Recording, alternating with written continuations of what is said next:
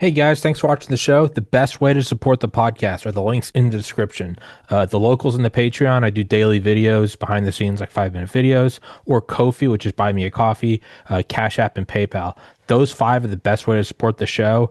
$1 donation a month legitimately makes a difference. The show needs about $5,000 a month to run on. The majority of that is from YouTube, Rumble, and Spotify, which is bad because if any one of those goes south, which they have in the past, the podcast is left hanging. Right now, the show gets about $1,500 a month from fans. I want to get that up to 5,000 so that the rest of them can just go pound sand. So, if you can, please go to one of those links in the description. Genuinely, a dollar a month makes a difference. Or you can get Sport Drink, the sports drink company that sponsors me. Use promo code Tommy's Podcast. Or you can get Heaven's Harvest Prepper Food, promo code TPC. Both those links are in the description. And if you can't or don't want to do any of that, I would ask that you go to ARC, the Association for the Recovery of Children, ARC. It's in the description. It's a bunch of special forces guys that don't take salaries, and once a month, that's about how long it takes, they rescue a sex trafficked child, and they've been doing that monthly since 1993. So 33 years, and they've been doing it 12 times a year. They genuinely save lives. If you are in a tough spot with money, I would ask that you donate to them first, and if you can, donate to me second. Thank you guys. Let's see you in One. that. No, you are you. I guess we're starting with this, but no, you are sending me a thong, right? No, And I'm not going to explain the context because I don't feel I no, need to. It's no, classified. no. Mm-mm. Yes, you are with Colonel Murray, General Holt, and of course King EMB, and everyone's yeah, man. You got heroes welcome coming back, EM, and then you came back, and everyone's like, he vanished again. Where is he? And I'm like, yeah, I don't. He's an adult. What do you fuck off? I didn't do what I always do. Tuesday, March 17th, 2026 at 10:55 a.m. Eastern time. And obviously, and we're waiting on Colonel Watkins to pop in. Obviously, just happened 45 minutes ago was Joe Kent, head of the NCTC, resigned. And man, I first met him in 2021 doing the podcast. He came on my show like 30 times. He's the only politician I've ever been able to convince people to put a fundraiser together for. That speaks volumes to who he is. Obviously, he lost his wife Shannon, a linguist, to a suicide bomber. That dude is the embodiment of America. And yeah, I really, if he does something, I don't think it's ever good to blindly follow someone. But that's pretty much. My mom texted me, and without even thinking, my thought was, well, I unconditionally support Joe. Now, I'm gonna shut up because you guys all have the knowledge and experience in this stuff, and I'm the hollowed out vessel that just does the show. So, Steve, I'll just say this, that because I didn't know Joe, watched a ton of his appearances, but I will say this, that when you meet the real thing and you see the real thing, people rally around that, yeah, and it's that simple. He was a yeah, real thing, oh yeah, and he was the right guy for counterterrorism too. yeah, So it's a loud statement when he resigns the way he did, and that was done the right way. yeah, I'll just leave that there. yeah. Colonel Watkins, thank you for joining us. Sorry about that. No, dude, don't worry about it. Good General Holt, morning. Yeah, so I have always had nothing but respect for Joe Kent, but even more so this morning because you can tell in his letter of resignation how much deep, deep thought went into this. This is not an emotional response. This is a guy who's going, I've made my decision. Now, how can I benefit the country for it? How can I benefit the president? How can I help by making my stepping aside, not getting in the way of policy, not making this about me, but how can I step aside with grace, professionalism, and at the same time word my letter and word these things so that people can get a deeper understanding, not just us, the public, but in and around the president. I think everybody in that administration today is taking a pause, no matter where they sit or stand on any of these political events. And I again, just kudos to Joe. And before he ever even did this, if you just said, "Oh, I think Joe's going to quit," I would have guessed that this would have been the path that he would have taken. But I am always, always impressed by warriors who, when it's time to stop, or they know that they can't in good conscience keep going, that they do vote with their feet. And I think the only reason we get to see this letter is because of the highly charged political swamp environment in DC so that nobody can pervert his words, make fake letters, make whatever. He absolutely is just being transparent, just a class act all the way. And I know, and if there's anything that I'm sad for today, besides the loss of his service, is Tulsi Gabbard really needed him as a protector of a flank, and you know, that's those are tough shoes to fill. So we march on. Colonel, I'm again, not that I'm normally extremely over my head with the guests and the topics I have. This is something that is so I'm in the Mariana Trench right now. I'm in one of those like 1800s Jules Verne, like bottom of the ocean. That's how far in over my head I am. And I have all of you guys, so that's why I'm going to shut up more than normal. Colonel Watkins, your thoughts? So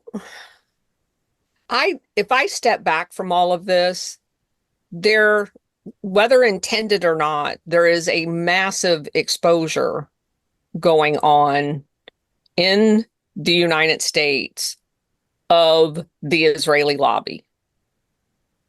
And that's on multiple fronts. And they're all happening simultaneously. I have always articulated the need to expose that and had no idea how you would do that because of the century-old embedding of the quote-unquote Judeo-Christian, which is actually an oxymoron. It's total horse shit. Excuse me. Concept, but it is a disease that a lot of people have in the United States, right? It has been a concerted effort over a long period of time to bake that into the bread. So how do you then take that bread and actually expose the ingredients that have been invisible to people? One of the ways you do it is with something like this. And I'm not at all saying this is a coordinated effort to expose that, but regardless of whether it's coordinated or not, that's exactly what's happening. Yes, I agree with that. Two thoughts come to my mind, right? In the sport of kings mindset rather than just the great game, right? Let's say that the king, I'm going to just use the monarchical system, right? But let's say that the king is under duress, is operating under duress, right? And what is duress? That means that there is an imminent mortal threat to them or their close-in family that is impelling them to act against. Of course, we lose him right in the middle of his sentence. We lost you like right in the middle of his sentence. Interesting. Okay, so when someone's operating on, give me 1 second. I don't know what's going on. This is it's unstable. Is that better? Is it working? Yeah. Okay. Yep, gotcha. Okay. So when somebody says, isn't that interesting? Just as I'm starting to explain duress. But what is operating under duress? You are under mortal threat. You or somebody close to you is under mortal threat of life or limb. And that impels somebody to act against what they want to do or what they would normally do. What we are thinking is, this lobby, when we put it in this context, this lobby's so strong, the lobby's so this. Well, that's all true. But that doesn't impel somebody, with real power to act against their own self-interest. Right. Only mortal threat to family members or yourself, and usually for folks like this, it's family members, impels you to act against your own best interest. And then, of course, what happens? The enemy paints what you're doing as your own choice. You're in league. Well, that's the very same people holding a knife to your fucking kids' throats. That's this Praetorian problem I keep talking about. Okay. Well, if the president is doing something because there is a mortal threat, credible mortal threat to he and his family, or to the American people of terrorist attacks or dirty nuke, Doesn't necessarily have to be just against his own family. And he's operating under duress. How would you call that out? And how would you bring that out to the open? Okay, the second piece that comes to my mind EM, you froze up. fell on the sword in the old context. Joe Kent. What is Joe Kent the head of? NCTC. The National Counterterrorism Center. If there was going to be a false You're breaking up. to along with it, who would have to buy into and back and support the narrative that it was the Iranians, the Persians, NCTC. the NCTC? And if he wasn't willing to do that, being an honorable man, what would he have to do to draw attention to? That there's no, yeah. He said it. People need to stop and get out of this. And think about Rubio the other week. He's like, well, we didn't want to, but Israel said we're going to go ahead. So those are not insignificant. That is signal right true, there. True blackmail duress is don't say it, shut the fuck up. Yeah. So That is not that. So people are looking at the lobby and they need to shut the fuck up and stop thinking about lobbying as if there's somehow this is about money. No. The only reason this is happening is because there's a credible threat to the United States mounted most likely by members of our own fucking intelligence community, and the Five Eye assets and the Devil's Legions. And it's either you're going to fucking attack Iran for us and get this all started, or we're going to fucking nuke Philadelphia. There you go. And I've heard 3 or 4 different versions of that, just so you know. So it's the good thing is it's starting to spread through the community that, hey, this threat from Israel was real. Now, I don't know if they said they were going to nuke Tehran. But it wasn't Israel. Yeah. You know what I mean? No. For these folks to move like this, the threat was to the United States. I'm just telling you what I heard, right? Because you got to go off what you hear, not what you think, right? So the other part of this too, and General, sorry for interrupting you. The other part of this is the threat's right here. It's not. Yes. It's nowhere else. It's right here. And people need to get their head on a swivel and pay attention to their surroundings. Because the one thing that I see the most is people are blissfully unaware of their surroundings. So this impacts us right now, right here. And your point is very salient, that the beacon of, hey, this is not something we're going to support. This is not something that is good for America. And it's the only way I can alert the public. The question really becomes, and this is where I started going, will Trump see the message? Will Trump get the message? That's the question of the day. Is Trump not already aware of it? Yeah. Is Trump? See, this is the thing we need to understand, right? We need to understand that the princes are all in now. They're all in. This war is on. Look at everything that's happening. The war is on. The court is riddled through with enemies. Yes. And they're extraordinarily capable. Well, you saw yesterday that a federal district judge blocked the HHS removal of X amount of vaccines and kept the original schedule of like 74 vaccines. I didn't realize a federal judge had that kind of jurisdiction. And I have to interject, Colonel Watkins, do you have the best manners of any guest I've ever had, which is unfortunately bad? You got to throw your elbows and get in here. Don't wait for people. I won't. But to EM's point, that is kind of the misnomer that people they focus, and I believe it's intentional, on Israel. Israel is an arm of this the government, right. And Mossad is an arm of this entire operation. Yes. It has been set up so that people stop there intentionally. But to EM's point, they are part of this entire network that we've been exposing for years now. And the network is very comfortable with allowing people to focus on Israel and the Israeli lobby here. But there's people above that level that it's set up so that people will stop there because of this incessant focus on the government of Israel. That is not where it stops. They are part of a network. And they're disposable. What people need to understand is that the Jews have been disposables going back to the Crusades. Yes. And they know their role, they know their place, and they're allowed to become ludicrously wealthy managerial class peoples. But they're the disposables.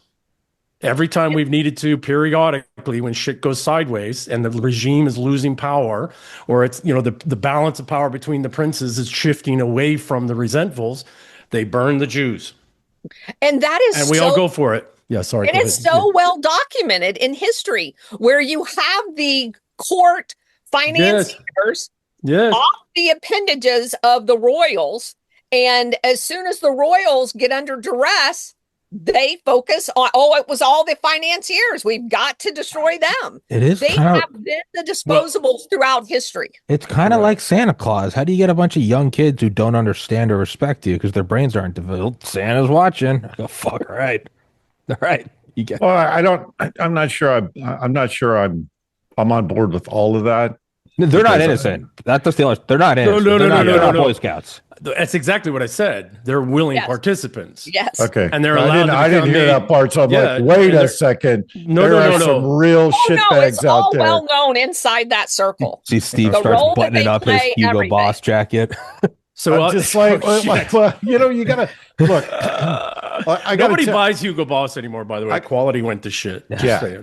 So I just got to temper this with, I call things as I see them, right? Because there's so much misinformation out there that everybody's reading the tea leaves. And granted, a lot of people have done the deep dive, but I see things that don't add into this narrative. Like, case in point, Netanyahu, his wife, and his son are all missing, right? That's signal, right? And that's signal for a reason. And I'm not going to discount that. We talked about this Sunday. I don't think the guy's dead. I think he's in a dungeon somewhere. He's hiding out somewhere, but he's probably very much alive. I don't buy for 1 minute this guy was like, they blew up the defense minister last night. Like, that's the kind of propaganda I'm seeing on a regular basis. Like, Iran launches a missile and then immediately come out and say BDA. Like, yeah, good luck with that. That's not how that game is played. So, and then, and it's like, I see the propaganda and it's like watching a, 70s Kung Fu movie. Your words are strong, but my Kung Fu is stronger. I will use the cross. I love those movies. Those movies are awesome. Don't ruin it for me, Steve. Don't ruin that shit for me. That's the propaganda right now, right? And everybody latches into that. And I have to pull people off the ledge and go, wait a minute. You really don't know what's going on the ground. So don't react to this shit. Right? This will all bear out in a few months. It's not going to bear out right now. You mean there's no such thing as real-time BDA? Is that what you're trying to tell us? That's exactly what I'm saying, General. Is there's no such thing as real-time BDA, except for standing next to the S6 in Mosul when General Ham walked up and said, "Hey, is that fiber line secure?" Yes, sir, it is. Just as a 107 round hit it and blew it up. So that's the only real-time BDA I know of. What's a BDA? Battle damage assessment. Yeah. So sorry, I just have to throw in that. As we say on the ground when we're blowing shut up, a big dick anger. Yeah. I was just thinking, I was about to say, well, I wonder what the military analogy is. It is a military analogy, yeah. I'm being somewhat polite because of, yeah.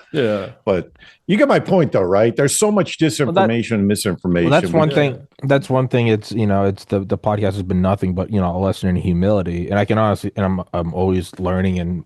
But one thing is, Steve, you said a month or two, right before the Epstein stuff. And, I used to think I was pretty good at it, but you made a good point. You were just like, whatever comes out, you're like, observe your emotions and wait 14 days. And it's kind of embarrassing that it took me 35 and a half years to get to that point. But I do that. And I actually, when I see something, my first thought is like, well, who wants me to see this? Yeah. How accurate is it?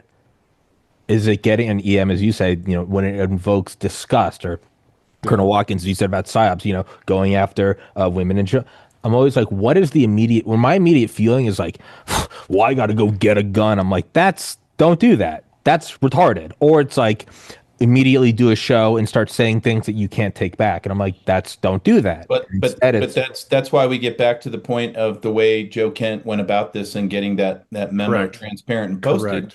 Because I am watching who got triggered. I'm watching the emotionality and the yes. reactions where it doesn't make a whole lot of sense. Now here's what happens is the mainstream media will hoover all that up. They'll look at how people are reacting, and then what they're going to do is magnify it. They're going to go Correct. get out there and they're going to hit it at Well, 150 decibels across all lines. And I am watching and I am dumbfounded at how many attacks are coming against Joe Kent right now from people who are connected to our circles and our networks. I'm dumbfounded. And these are real, again, like calling Shannon a communist. If Literally, that was within minutes. And that's from a guy I blocked him, so I don't even freaking remember. I don't play with him anymore, right? I'm not here. I'm not in the information operations game. So I just block him, right? People are like, don't block him. Don't have time to deal with that shit. I got to get real signal. But the point is, very much what you're saying, General. Look at all the attacks that are coming. It's unreal. What does it tell you? You're seeing as you guys always say, what are you do seeing? something, everything You're lights up. seeing the network respond is what you're Correct. seeing. You're Correct. seeing Correct. the unintended assets and the actual controlled assets responding. And again, there's two sides of this, right? Which is a very salient point, EM. Yeah. First of all, you have the unintended assets that don't realize they're an asset that are responding unwitting emotionally, which is retards. why I say stay out of the emotional space, because the whole game is about getting you emotionally charged so they can manipulate you. The second piece of it is you have the controlled assets that are going to go on very targeted rants now every single day and beat the drum. And that's how you know who the fucking real assets are. Go ahead. One of the things I want to add into what you're saying right now is let's get back to the question of BDA. So Joe Kent takes this action. There's a crater there called what was his position, and he was on the Trump team.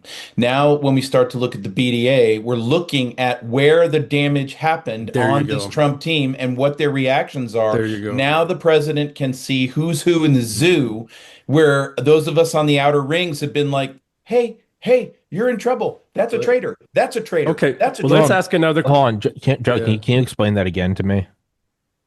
But I didn't. Yeah, meaning. So the Kent. Look at all the reaction to the Kent resignation. So many people in the Trump team put off guard. Reactions everywhere. But how this goes is this is like a bomb going off inside the administration.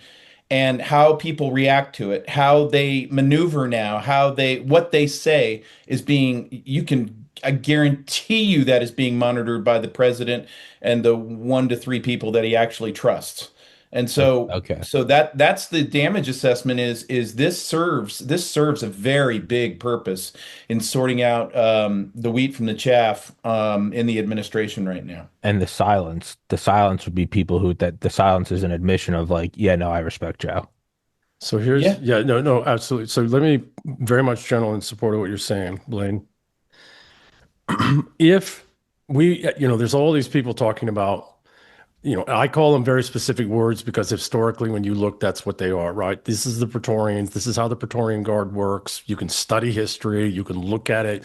You can look at how the Byzantine court was set up with the Varangian Guard specifically to prevent a repeat of the Praetorian Guard. You can look at how the Romanovs were set up. And oh, by the way, the Romanovs are the Rurikid family, and they were Varangians, right? So you have to look historically at how power centers are corrupted through the intelligence and security apparatuses. This is an ancient thing. The Egyptians talk about this. Okay? Now, if the pharaoh or the king, or in this case, the president and his court, the loyal ones, and the people, the elites and the people, the nobility, were to move against this unbelievably dangerous, powerful system riddled throughout everything right here in our own frickin' communities, how would you do it? And more importantly, what would you have to have behind you? You would need to have the people, or at least amass enough of the people who are going to be loyal, who are not going to fall for the psyops, who are not going to get into the emotional space, who are going to stand with you in this fight, because it is going to be a bloody fight. And you need to know who those people are. And you need to know that they see the problem, they understand the problem, they realize that we're not going to win this thing, and we're not going to be able to root out this evil through words. right? We're not going to be able to do it because we removed the Jews. We could pogrom the Jews again. You want, okay, we'll kill 15 million Jews. That's all the Jews. 15 million. It's 15, not the 20 million. Jews. Well, the point, yeah, maybe I didn't pronounce it right, but the point is we could kill every fucking Jew. There's only about less than 20 million of them on the planet. We can kill every fucking one and it would do nothing. This regime, this network, this system, as the Colonel talks about, this network is vastly bigger than the entire population of the Jews. It's literally right here in our fucking communities, and it ain't the Jews. I think Vietnam proved that no amount of ordnance can kill an extensive network. So Ideology if or you were getting physical. ready, if you were getting ready to move against this system and network, you would have to know, and that's going to be a fight, and it's going to be in our streets, and it's going to be in our halls, and it's going to have all this fucking psychological operations, all this emotional manipulation, right? I'm watching it right now with this response to Joe Kent. Joe Kent was the perfect guy to do this, as he did it perfectly, etc.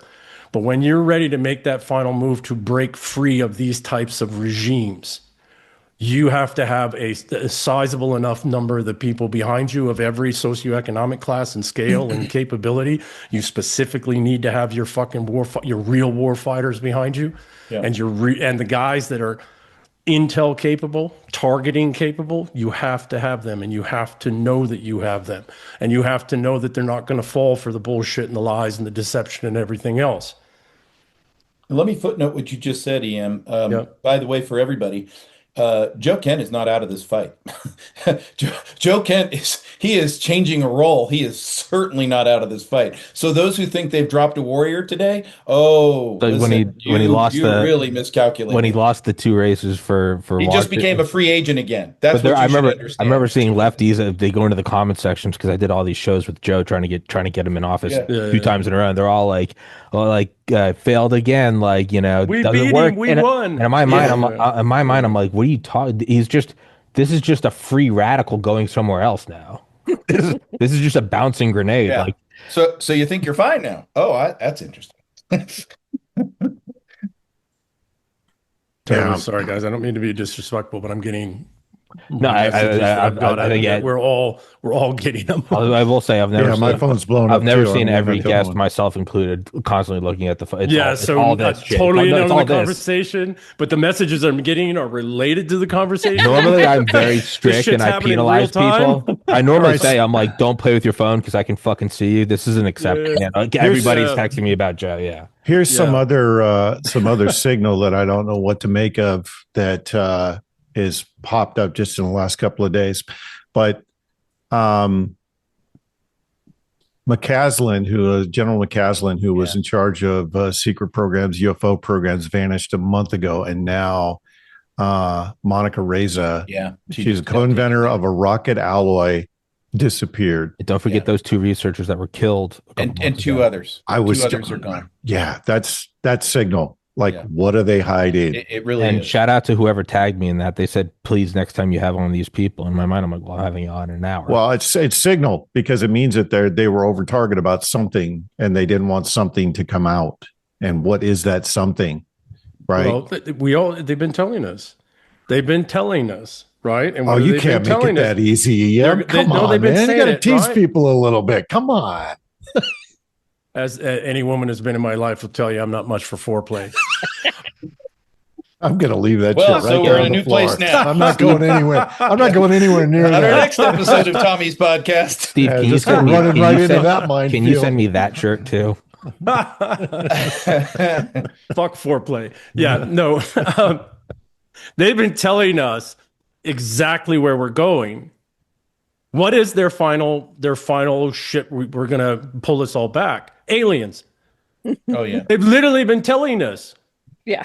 I was going there, but I was going to just let it kind of hang there. I was going to say, What would you do if you were going to, I actually wasn't going to say, because I'm like, this is too far out of this. But no, that's my first thought is like, this is not woo anymore. No. I hate to say it. But think Rubio, think Kent, what are all of these hell freeze over moments? These are all, the fact that Rubio said that at all is what the fuck. The fact that Joe Kent did that at all is like, dude, this would never the fact that this stuff has happened, they're all related, and it seems to be the there's the vast ultimate vague deception. picture of whatever The evil ultimate fucks are trying to deception. control. Correct. The ultimate deception now, the final great deception is because again, these people don't have real power. Everything that they do is simulated. Everything. And they put vast amounts of fake money, but they put vast amounts. This is why you have to go back to hard money, right? Because the hard money, they can't do these things. This is why they always go to this artificial fiat money, illicit monies, etc. Right? This is in the Eternal War, the book I wrote. The only way in which these people have power is we give it to them because we believe in certain things that they and do you think they don't spend trillions of dollars a year in simulating those things? Oh, yes, they do. Well, you have to assume that they're 2 years ahead of us, and they're And they're 2 to 5 years. Correct. And they've got AI 3 or and everything. 4 of these going simultaneously because they never know where they're going to have to ship. They've been telling us though, okay, now where do we know? Well, these 2 people, and this has been put out there in the public now. Are they dead? Maybe there's something locked up. They're probably dead, actually. But what is that? That's telling us that this last great, if they can't get World War III and they can't get civil wars, and the princes, the good princes, the responsibles are doing all the right things. What's the last thing they got? The simulation of alien invasion. And the problem is, so many fucking people are so goddamn retarded on one side. On the other side, so many people want something else, something extra, something beyond that they can't do fuck all about because they don't want to get involved in the fight at home to clean out this shit, to remove this shit riddled throughout our communities. Remember, you can't be more bitter than I am. That's I'm the not only bitter. rule we have here. Let General get in here. I'm not Irish. I'm not capable of bitterness. Let me jump in on the tactical with these folks, with McCaslin and the scientists. The one of the thoughts that I had, if the president was absolutely above board when he was talking about the Venezuela op and this thing he likes to call the discombobulator, it's linked to a thing that we have been working on for decades, just decades, on really getting our arms around different frequency sets, microwaves, EMFs, how to use them, how to work them in different ways to achieve different results. Some of them are very, very altruistic and great, like medical recoveries. And we see that with Rife technology, all the way to other sides about, I want to induce fear into you. We talked about that the other day with 19 hertz and those types of things. But then if there's an unveiling that this type of frequency tech physics is going to be coming more into the light, then it would seem to me that there would be key scientists and individuals who don't have a political bent either way. They're not swayed into any of these debates or the geopolitics of any of it. But they could very innocently understand how dangerous some of this stuff that's about to come out and over the horizon could be. And it doesn't mean that they were going to go out and write a kiss and tell book at all. It just means that simply possessing the knowledge could make you a liability. And if you are a liability, as something is about to go down, whether it's going to be portrayed as an alien thing or as something else, that's when loose strings start to become glaring to the insiders. And then they don't just lock you up and put a new face on you and let you go have a casino in Brazil. They just take you right out. Let me put it, if I could. Let me just say one thing on that point. So I have a friend, my phone a friend, in the space. He spent his entire career. He retired as an active duty colonel. And he's my phone a friend when things like this happens. And he made a very salient point to me, because the normal procedure is just to kill him. The fact that this guy left all trackable devices lends itself to, he was, number one, I don't think he's dead. And number two, anyone, and those of us who's been in the Air Force and understand what the Air Force Research Lab does, understands that he would have the wherewithal to know that his knowledge he'd be on the list. Okay. So I think that either and I hate using the good guys and bad guys, but I do think there was an incentive for him to protect himself for what he knew, because just like you guys have articulated, it has been very well known what they were going to use as that big event in their next psyops. Yes. And I've made the point for a very long time now that we live in a hologram, and they are able to create within that hologram all kinds of different things like an alien invasion. And if you have an expert that can refute point by point all of those things, you are going to want to protect him. All right, Colonel, I don't have to, I was taking a note, right? Thinking of something. You just said exactly it. Exactly it. And I would actually agree with you as well. And I would even leak out that these people are missing for the very reason that you're articulating, because good, smart people. I've been in tech for over 40 years. I've done things from design semiconductors. I've worked on the 1553 chips that do all the, I don't know if we still use them, by the way, but do all the timing. I worked on the transformation communication architecture you Air Force folks were leading up before we had Space Force. I built telecom systems and networks. I've worked on all these things. 80% of what we say we can do technologically is not physically possible at the level of physics alone. Oh, we say all kinds of bullshit. And we've been skewing physics forever to shit that we can't actually do and doesn't even work. But all kinds of physics departments are based off of PhDs and everything else, like this Susskind fellow, with string theory and all of that. Now all that's being debunked and all of that. You're absolutely right, though. There are always people who are working on fundamental things who do actually know, because in the military, we do have to have the capacity to know what is actually fundamentally possible. Right. We have to. Because Russia or China or just a random transnational gang with $1 trillion of fucking money could do some shit that we didn't pay attention at the hard physics and technology level to be able to identify and counter. So in certain, and there's a certain place out in the coast, south of Big Sur, I would say, in California, which I won't mention, Santa Barbara. There may or may not be a whole lot of these kinds of guys and gals. Most of the guys that live out in that area were the kind of the ones that used to work for this, used to work for that, used to be in this department. And if you ever need to know if something's really actually possible, physics, chemistry, et cetera, you contract with one of these, consulting companies. So totally agree with you. There are always people in the Army and in the Air Force in particular, and we used to be one, right? That are always focusing on what actually can be done technologically, what can actually be done with real physics, not the bullshit physics. And you're absolutely right. That means that there are always a small cadre of people, and some of them are professors. They're not even in the military. Some of them are out in universities. Some of them are, even random tech and science people are just really good. And there's always somebody who can debunk. And you're absolutely right. Historically, and this has happened numerous times, they were just killed. So, and I also want to, just for the audience, because a lot of people don't understand kind of the internal operations of the military. I'm not a technical person. I don't have any of EM's experience. I was a fly on the wall. I started off my officer career at Space Systems Division in Los Angeles. I'm very familiar with everything that EM just said, because at all of those different operations in Southern California, there's a handful of specialized Air Force officers at detachments that are embedded into those organizations. And weirdly enough, I had the opportunity, because they were changing the officer promotion systems when I was in Los Angeles, to visit all of them and give them briefings. And they were nice enough to walk me through all of these facilities. I had a TSSCI clearance, and talk to me generally, because I'm a non-tech person. I just got to see things. And it was fascinating to me, not coming from any of that type of environment.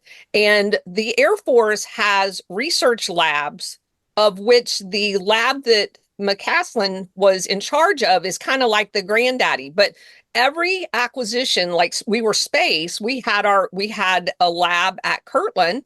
The ELINT people had a lab at Hanscom. These labs do exactly what Em was just talking about. They test the boundaries of what is capable. For example, one of the things I found fascinating, and it's all declassified now, is at the time in the 80s, we were actually doing the space-based radar, where we were trying to bounce radar lasers off of satellites and hit things out in the ocean. We sucked at it initially. We got really good at it. And those are the types of, things that you won't even know about for 20 years that they are testing the boundaries of. And it's fascinating. And the Air Force Research Lab at Wright-Patt kind of is the overarching entity that monitors all of that stuff. So whoever is the commander of the Air Force Research Lab is very aware of what all of the capabilities are 20 to 30 years ahead of any normal person ever knowing about it. The NSA in the 50s was bouncing communication off the moon, and then they even managed Mars.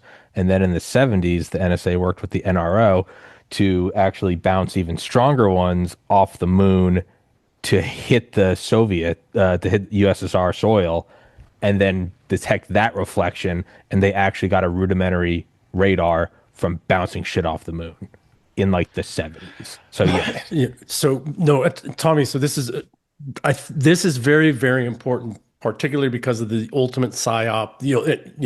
Whoever was saying it, but the ultimate hologram movie that we're all being set up for, right? Which is Independence Day.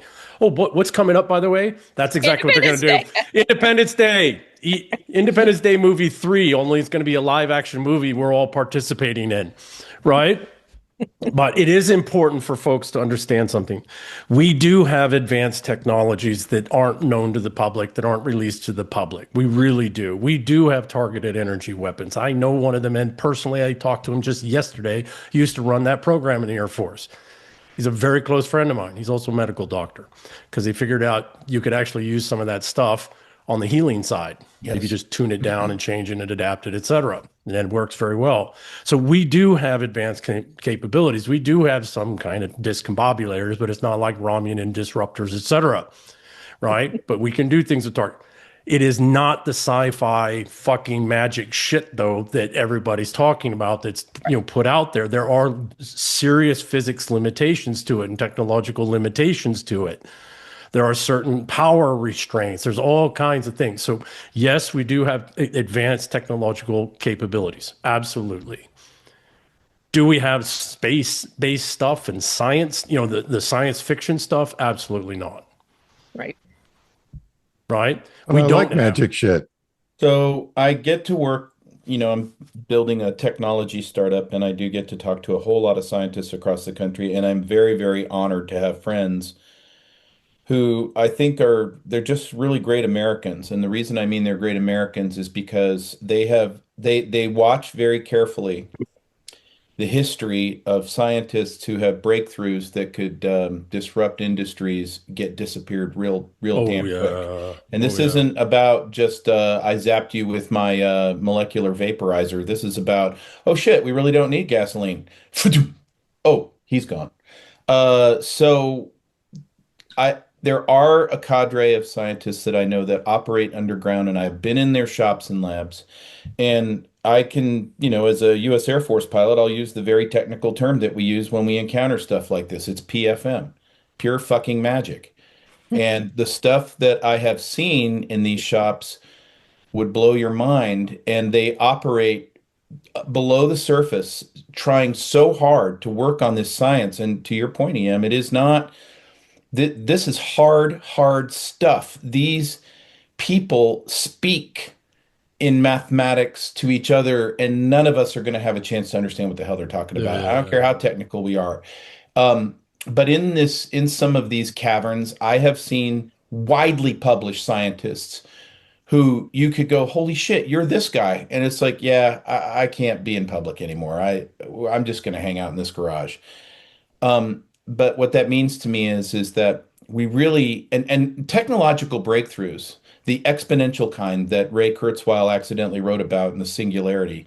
We have been on the verge of an explosion of breakthroughs and advancements that will wipe out entire industries, and they've been held back. They've been restrained. Well, the more and more this stuff comes to light, the more and more great power competition goes on, the more and more the old system wants to preserve itself and fight this fight.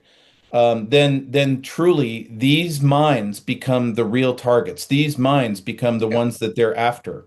And I do think that there's great wisdom in what you're saying about McCaslin potentially seeing at that strategic level the tea leaves and going, I got to get the hell out of here. In protective I'm in a custody. lot of trouble.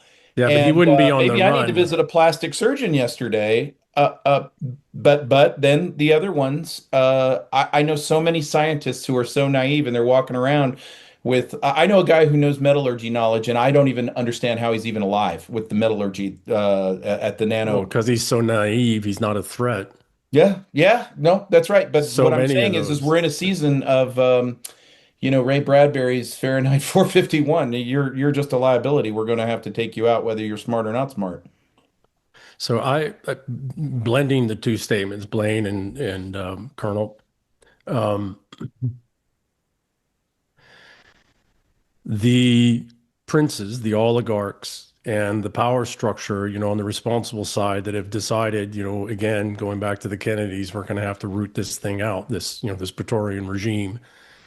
They know this. They know that they have to have technological superiority. They have to. Well, what would that mean? That would mean that, and I don't, truly disappearing in the world is not so easy anymore. You leave DNA trace and all that kind of stuff, and you can't change your DNA, right? And you still have patterns. As a former targeting guy, you still have unconscious patterns, right? So I would suspect that they're in protective custody. Yeah, that could be. Yep. I That would makes suspect. Think Because almost like a you're Maduro gonna type have thing. What's that? Almost like a Maduro type thing in terms of like Correct. they're gone. So you're going to have the ability to rapidly adapt to the enemy's technological innovations in the real fight. And the real fight isn't Iran. The real fight's coming right here in the United States. And you have to win that fight. You can't lose that fight. And the enemy, which is, this whole Praetorian regime, Europe, UK, whatever, Britain, not the UK, Britain, right? This financialist Praetorian system has virtually unlimited money because it's all made up. And they can pay some engineering, there's movies about this, didn't, I can't remember the buddy of Matt Damon. What's that guy's name? Who was married to Jennifer Ben Affleck? Lopez. Ben Affleck? Ben Affleck, right? He did a movie about this where he went in and he did some secret technology development, and then they wiped his memory and they paid him $200 million for it. Remember that? Yep. And then he left himself little clues. The problem is the enemy's got virtually unlimited money because it's all fake and made up or stolen, so they don't care.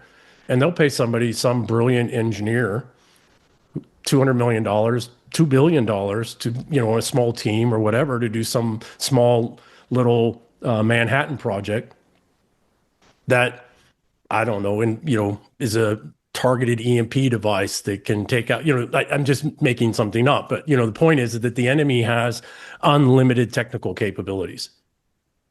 We would have to have that too, and we'd have to have it outside of the Department of War. We'd have to have it outside of, the academic system, et cetera, because that's all controlled and owned. And it's too slow, it's too delayed, et cetera. Well, what would you do? Well, you kind of have a where's John Galt kind of thing, but in this case, it would be the really capable technological scientific people. You would have a secret Manhattan project. Well, who the hell would you need to run that kind of a project?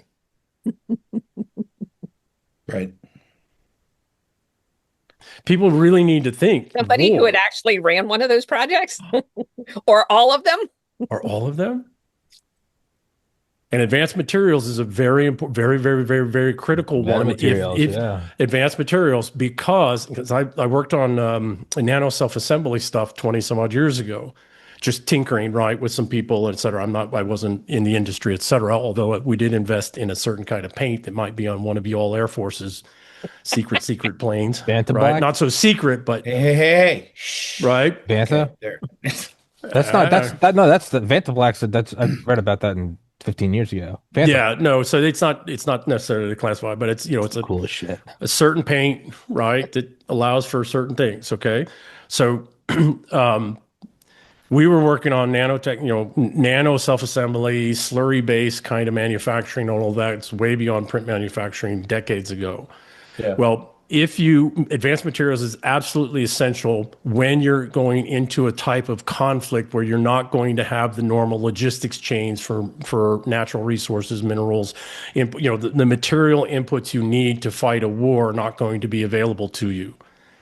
So you have to be able to adapt and compensate with other materials that you can make no matter what. Right. Well, that's advanced materials. That's right. Or you could even in a weirder way. I mean, we're in a lot of didn't we use like excessive wood in a lot of aircraft in World War II simply because it was like if we just for whatever reason we can't get ore. No, hey, check this shit out. That's true, but actually a lot of that was because it was lower cost and cheaper and easier to repair, and it turned out they were more durable. Oh, all right. Our beloved air refueler, the KC-135, the last jet I flew on in my career, wooden floor. 65. So you're okay. Brilliant. Thanks, engineers. Let's jacket an entire fuselage in gas. We'll take a wooden plywood floor, 3/4 ply, and we'll lacquer it up with oil paint. Yeah. Brilliant. And we'll put the escape hatch in the very back for nuclear wars. That's awesome. Good Lord. You're going down. Your trim wheel is a bicycle chain. You could also say the whole if you needed that your own counter Manhattan Project thing outside of the current system of whatever you want to call it, just call it DoD, but that at all. It would also be that's a formidable shot across the bow to the as Colonel Watkins calls it, the international syndicate. That's a shot because right they know if they killed this guy. They're like, did we kill this guy? No. So he just vanished? No. Or so he's gone. Who else is capable of that? That's saying like, hey, we got your number. That's brilliant. Yeah. That's brilliant. Letting them know, oh no, we got. And it's not that they shot him in the head. It's not that they shot him in the head, so they go, we're not going to let you get this technology, deep state. No. You're grabbing them. They're going, well, why would you grab them? Oh, they've got some redneck garage shit going. Yeah. That's funny you say that. There was a Netflix show about DNA manipulation, and it was some redneck in Louisiana who was brilliant, was doing some of the most advanced CRISPR stuff. Yeah. So when you say redneck garage, you're not too far off. There's a Netflix show series about CRISPR, and one of the guys on there was just a straight up swamp creature from freaking Louisiana who was doing some of the most sophisticated CRISPR shit with a biolab, doing some of the most sophisticated CRISPR shit in the world with like nothing. I had friends in Valdosta, fucking Georgia, that went to Harvard Medical School. It is. People are always like the South. Like Alabama has more, not just defense contractors, space defense, the apex of technology in Alabama. Yeah, no, it's. I went to Alabama to do my doctoral studies in computational science and engineering. I went to Alabama. Yeah, otherwise would never have ever gone to Alabama. My favorite rich rednecks growing up in Georgia were the ones that would show up to a damn dealership wearing suspenders and overalls, and they look greased up like they just rebuilt their transmission, and no salesperson would even talk to them on the floor, and then they go ahead and write a check for the damn caddy that they want and walk out because he's going to drive it to the airport to get in his jet and go home. I know a lot of people like that. This guy down in Louisiana, though, he'd never gone to college. Yeah, that's the point, though, right? Is you've got. When I was building telecommunications tech companies and then investing in them back in the early 2000s, we hired kids that never went to college, but they've been on the inside of a telecom network as hackers since the time they were 14 freaking years old. Right? They knew the insides and outsides of things. No academic, no freaking engineer, no professional freaking ever could reach that level.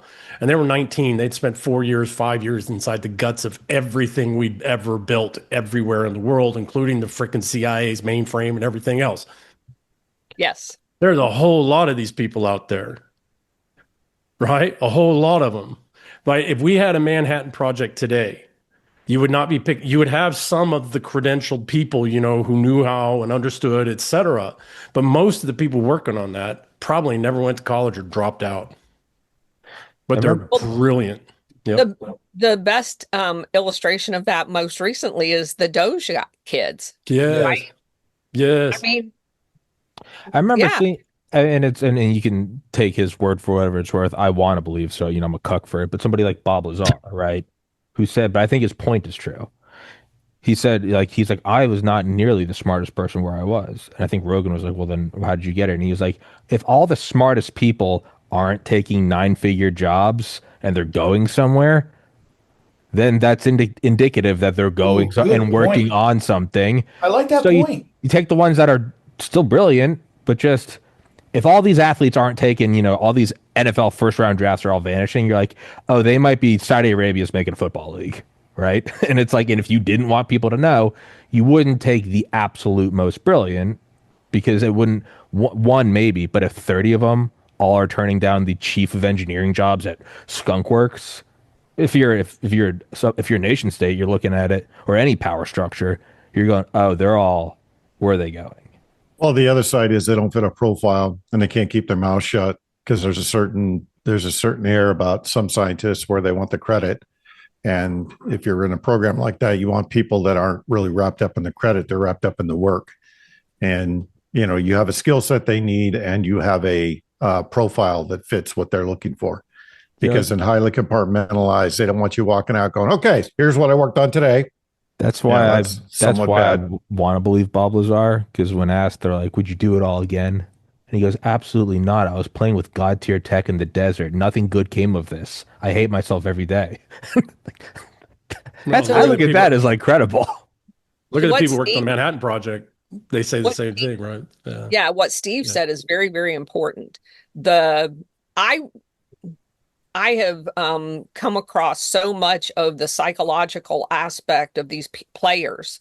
And the one thing that you would profile for in hiring for something like that is someone that isn't the fame-seeking individual that has comfortably came in second or third, whether it's class ratings or whatever in projects, because they already have the built-in humility to understand their role in the project. That is very, very important when they're screening people. Because with my background in HR, that's kind of the stuff that I hone in on. And Steve made a very salient point. Having worked in that world and having been in highly classified programs, we a lot of times you get interviewed, you don't even realize you're getting interviewed. Right. Correct. You go in a room, there's a couple assholes you don't know. They don't say who the fuck they are. And they ask you questions. You're like, why are you asking me that? Right. And I was lucky because one of my first commanders had come from that world. And he gave me the 411 as a lieutenant. So I knew exactly what I was walking into in those instances. Yep. And sometimes you opt in, sometimes you opt out. Most of the time you don't get a choice. They just tell you and then orders show up and you go somewhere and do some stuff and then you leave and they read you on, they read you off. But one thing that stuck out with me the whole time was that everybody that I was surrounded by, these are people that by and large, they don't care about notoriety. They don't care about getting the credit. They don't care about, what happens next. They just care about doing the mission. And that's, I hate to say it, but in our highly compartmentalized environment, one of the frustrating things is exactly what Bob Lazar said. You can't cross-pollinate to figure out, if you don't have any context for the slice you're working on, you're like, what, case in point, I was working on a cyber thing. And I'm like, why the fuck am I working on this? I don't even know what I'm protecting. Like, I need to have some context to know what the fuck to protect. This gets to the conversation, Steve. This gets to conversation, though. If you are building a capacity to provide counter to a very capable enemy, you do have to have a couple key people who have had reach across those silos, who can do the integrations. And you're going to also have some professors and you're going to have some others, because I know certain people in the academic world who have also done this in certain domains, right? Not all domains, but in certain domains, from physics to telecom to other things. So you are going to need to have a couple of people who can reach across. I will say, in relation to the conversation, this also happens at the operator level. We have a saying: "You're always being assessed." Yes. And 99.99% of the time, you have no idea and you'll never know. But you're always being assessed. All of us in this conversation right now are being assessed by who and for what and where, who knows. Well, I should have asked the sheriff that just showed up at my door. So I could have asked him who's assessing me, but I wasn't that far in this conversation. You got a warrant? So, yeah. So, Steve, we're getting up to your time. Is there something? I just want to make sure, Steve hasn't out.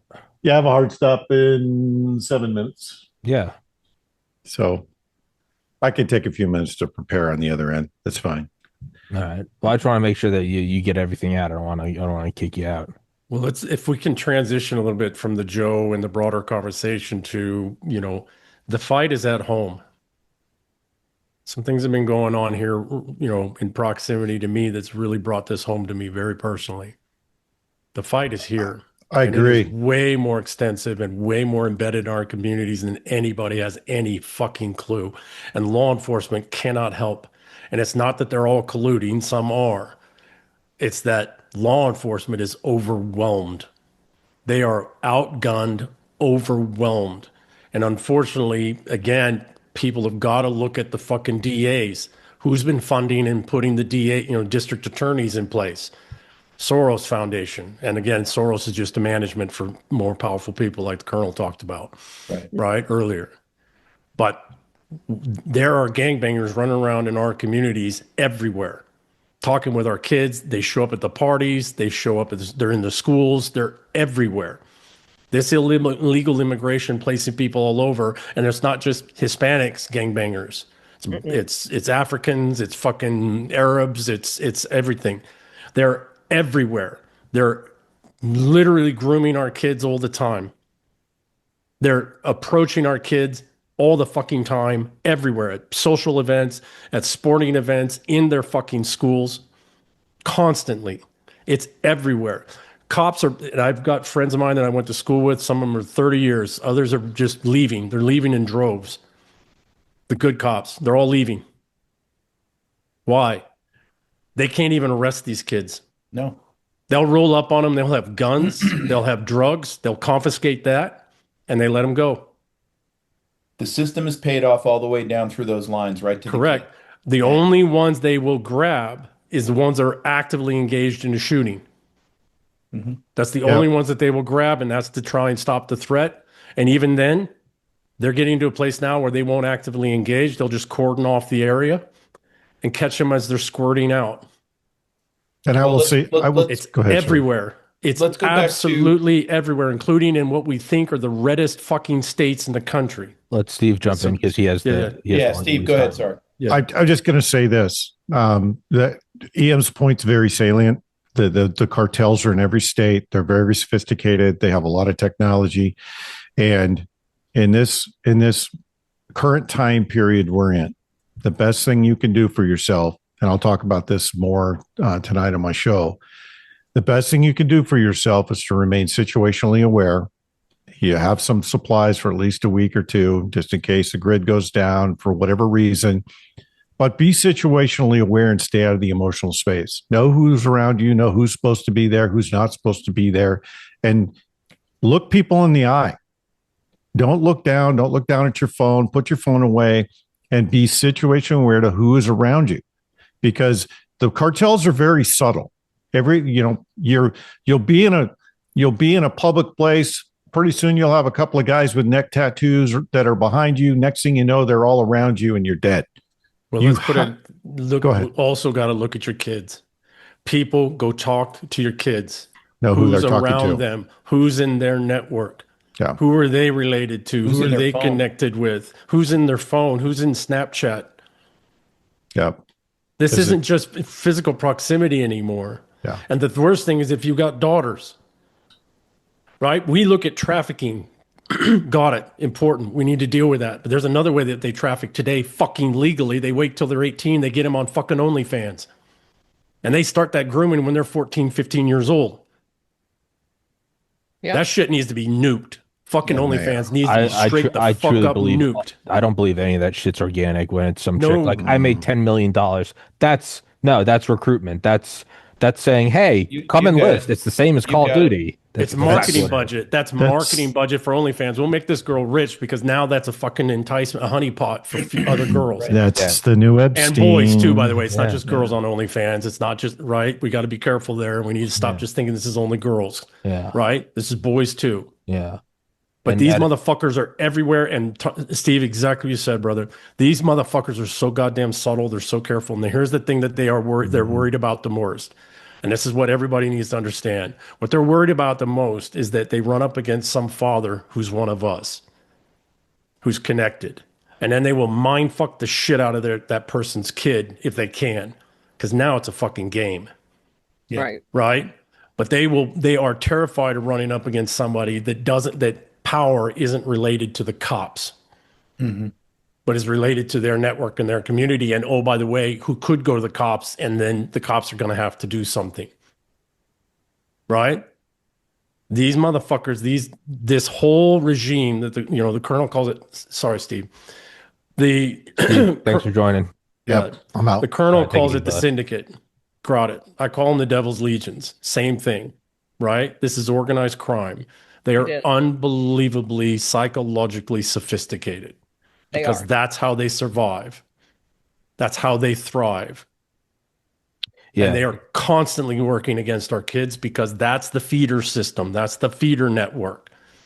It does. And the law enforcement systems at every level, this gets back to Joe Kent, right? The legal system is not necessarily completely owned. It's terrified. It's terrified. Judges get killed. Law enforcement officers get assassinated. Right?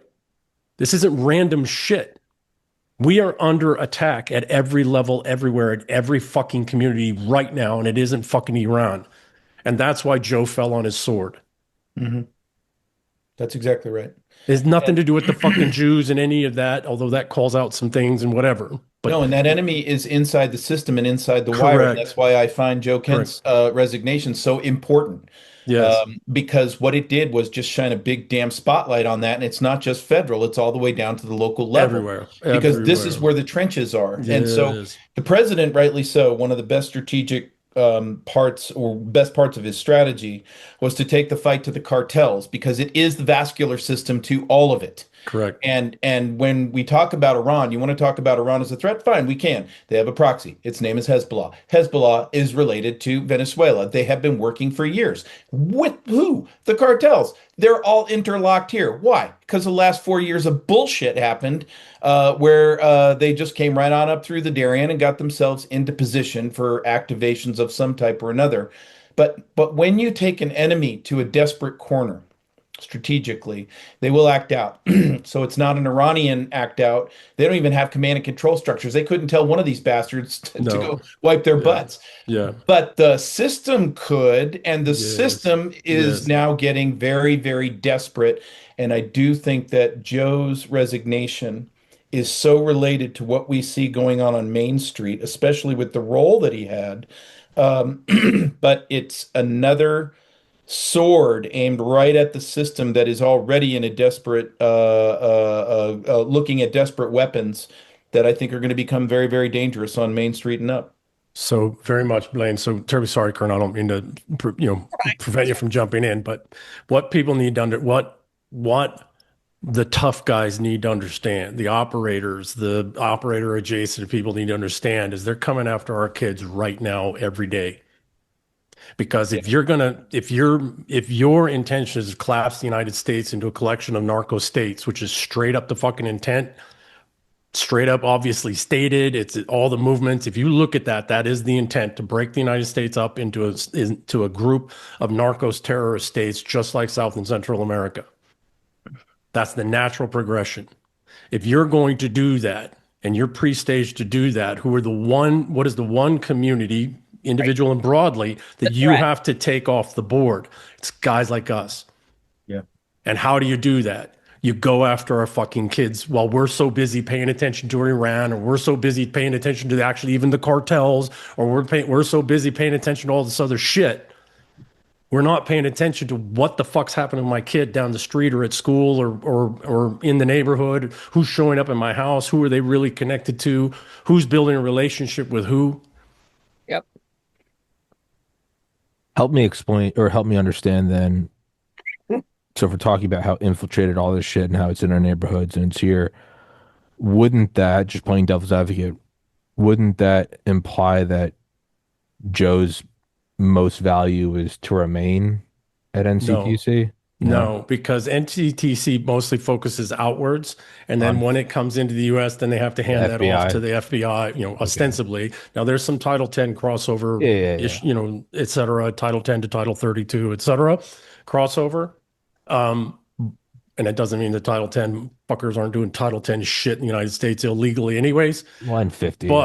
But NCTC predominantly focuses outwards, and then there's domestic through DOJ and FBI that focus inwards, and there's some other working groups and task force. But most of what happens within the United States is at task force level. That's DHS. Well, who just got defunded? Well, they haven't they haven't done the whatever continuing resolution for funding lines, et cetera, but they didn't fund the DHS, right? This whole I didn't know that. Government shutdown and all this. Yeah, go ahead, Colonel. So to get a flight. I was going to make a point historically that was kind of mind-blowing to me. And it just goes along with EM because I am, as EM does, I form my current opinions of what's happening based on historical precedent. Yeah. What has happened in the past?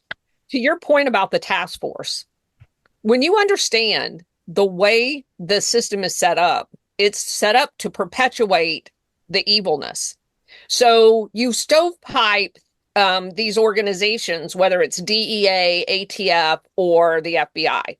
And specifically within the DEA, talking about the narco networks here with the cartels, they have regional breakouts. So you'll have like a Northwest sector, a Southwest sector, blah, blah, blah. Those are viewed as competitive jobs, right? So one guy that might be in the Southwest sector doesn't necessarily want to pass off information to the mid South sector guy because he wants to make the bus. There's inherent competition, and the people that have historically been in these jobs don't share information. Now there are databases and stuff like that, but in the 70s they set up, curated, by the way. Terribly sorry, but those databases are heavily curated. They're compromised to the get-go. Okay, so back in the 70s. There was a man that set up the Syntac, CENTAC.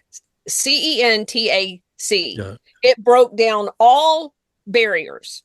They had people in this organization from the FBI. They had people from the DEA. They had some people from all other different organizations.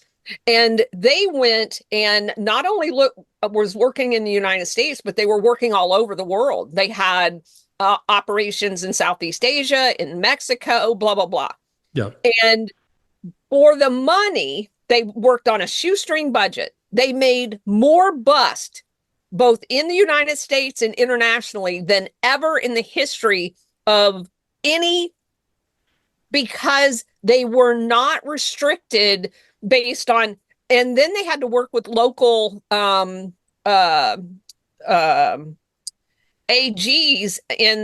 from the DOJ, and they had a hell of a time despite dumping all of the information, all of the witnesses, all of the people that they had arrested, even prosecuting them because the DOJ was compromised. Right. And their the attorneys that was assigned to them, like the one case they had in Miami, they got a brand new DOJ attorney that had never tried a fucking case in her life. And then she was attacked the entire time she was prosecuting the case. They set her up with a drug dealer. They tried to compromise her. So the entire system that is set up Because none of this can happen if you do not have compromised systems. Can't. It's the book I wrote, The Eternal War, right? It's a doctrinal line. Yeah, that book was like a 1,000-page book. It took me forever to get through it, but it was fascinating because it laid bare in every single time, in every sector, whether it was in the United States or if they came across a CIA guy and they did every single case, they were told hands off. One of the DEA's wife got assassinated in Thailand by a guy that was a CIA asset. Yeah. And so the entire system is corrupted, to Ian's point. It's and the mob state. Yeah. It is. And it operates with the full knowledge of the people inside this system. Yes.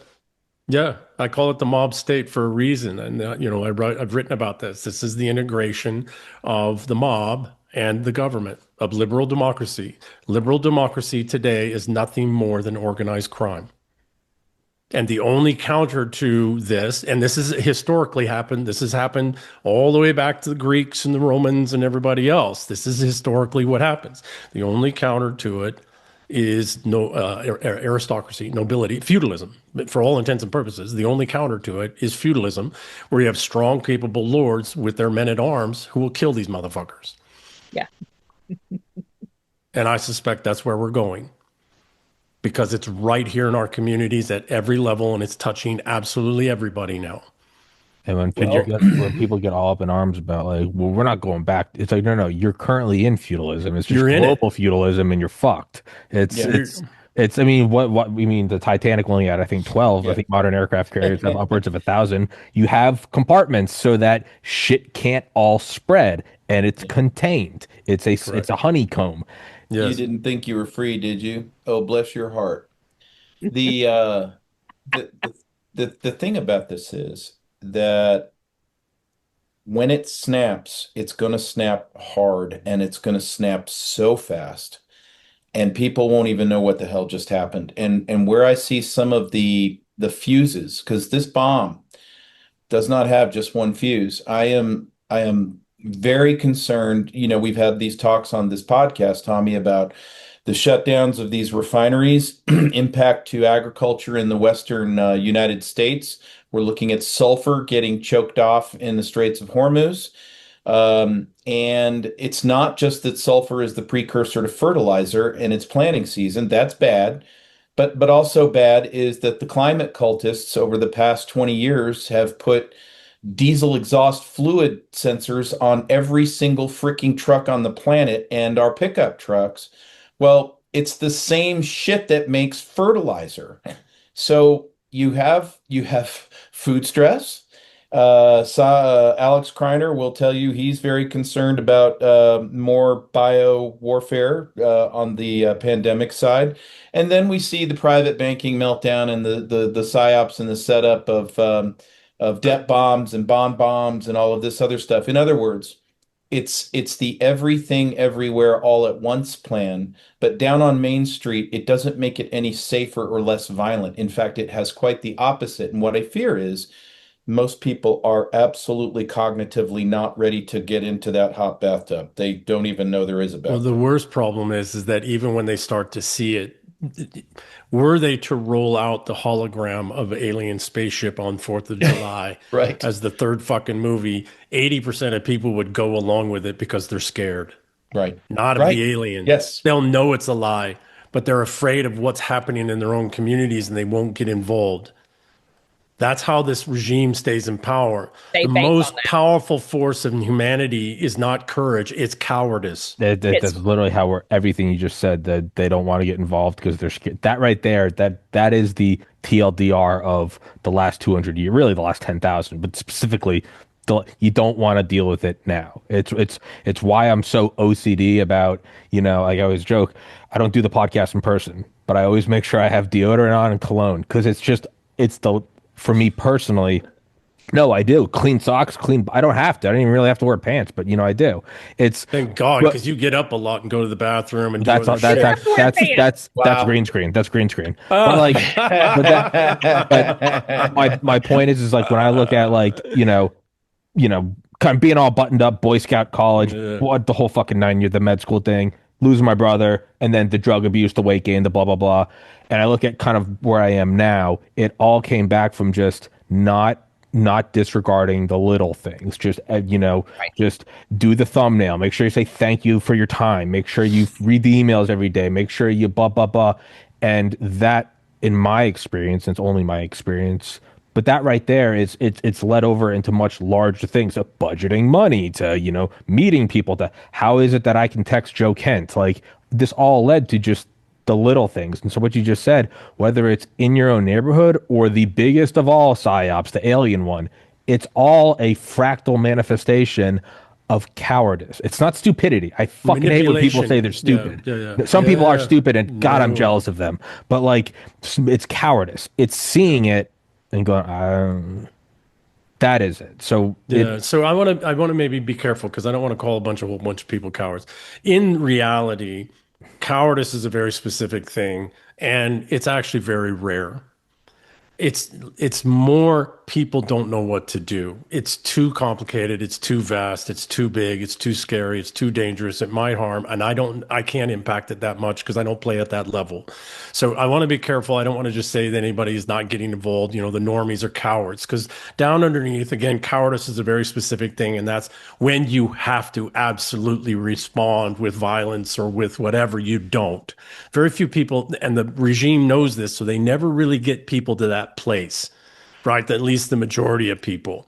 So I want to be careful and not call it cowardice. It's they don't know what to do. They're overwhelmed. They're small players in the bigger world, and their impact they think doesn't really matter. So But Colonel, here's the best example of that in real life. And I've had situations like this. Just even when I was much younger, when a person is startled, do they run towards or yes. do they freeze? Or do they step in front of, or yeah, Correct. or behind, yeah.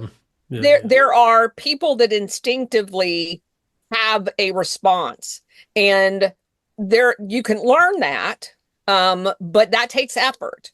And if you are in a situation and you're one of those people that are prone to freezing, that to me is the analogy there. And psychologically, there's been many researchers that have documented this, and unfortunately, the CIA has ingested all of this. They bet on the people that freeze Yes, long enough for them to carry out whatever activity they're going to that's right. carry out.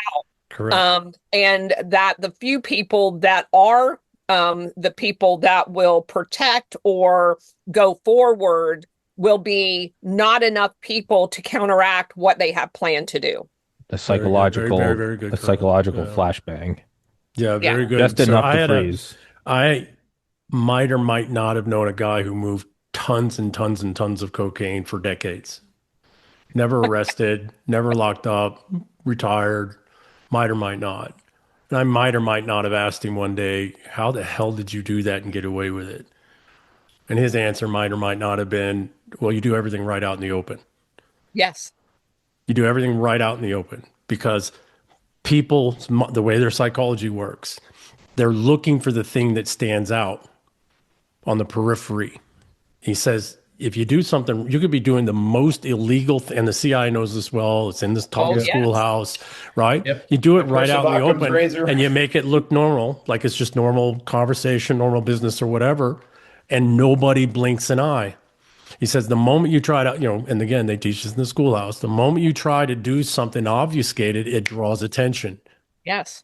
So this is why people have such a hard time understanding how prevalent and how big a problem we're really dealing with. And that's because 80+% of it's happening right out in front of your face and you can't see it.